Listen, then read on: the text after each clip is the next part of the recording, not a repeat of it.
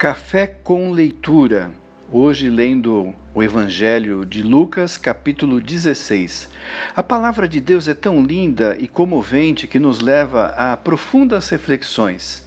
Este capítulo começa com a parábola do mordomo infiel, ou podemos chamar do administrador corrupto, que fazendo as suas falcatruas, o seu modo de transformar uma realidade de furto para tirar proveito próprio. Uma coisa tão comum, hoje em dia e tão atual que a palavra de Deus nos leva.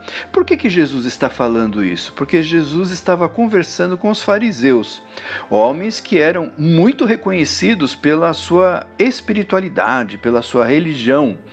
E Jesus está dizendo que esses homens tinham proveito próprio, utilizavam a religião como negócio, também muito atual, como hoje, não é verdade? Então nós percebemos que Jesus quer mostrar verdades espirituais para nós. E esta parábola, então, é um convite aos discípulos, aos seguidores de Jesus, a serem tão hábeis, tão astutos no serviço do reino de Deus, quanto os espertalhões desse mundo e os seus negócios escusos. Palavra de Deus tão preciosa para nós. E Jesus então fala para os fariseus no versículo 14. Os fariseus que amavam o dinheiro ouviam tudo isso e zombavam de Jesus. Então Jesus não está dizendo que nós não devemos ter negócios ou não devemos gerar dinheiro através do nosso trabalho, até porque em outros lugares a Bíblia vai dizer isso. Digno é o trabalhador do seu salário. Mas o que Jesus está confrontando aqui são as pessoas que amam o dinheiro e por causa dele fazem qualquer coisa para o terem, para obterem. Então é importante nós percebermos que Jesus traz uma mensagem de libertação para que nós possamos verdadeiramente amar o que é mais importante para nós. Então a pergunta para nós é: o que é importante nós amarmos?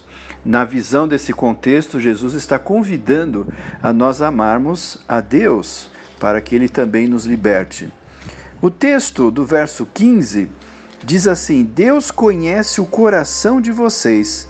Aquilo que tem muito valor entre os homens é detestável aos olhos de Deus. Que interessante, a escala de valores de Deus se modifica conforme nós vamos mostrando que a espiritualidade que Ele quer para nós é uma vida de relacionamento com Deus e uma vida que compreenda a grandeza e o poder de Deus em nós. Outros ensinamentos que Jesus traz nesse capítulo são fantásticos.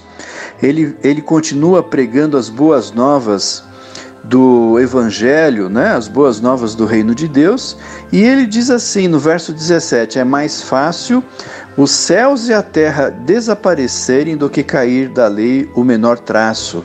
Ou seja, nada do que Deus determinou vai ser mudado até que nós possamos verdadeiramente verificar isso e compreender essa realidade. Jesus vai falar também sobre o divórcio. Quem se divorciar de sua mulher e se casar com outra mulher estará cometendo adultério. E o homem que se casar com uma mulher divorciada estará cometendo adultério, no verso 18.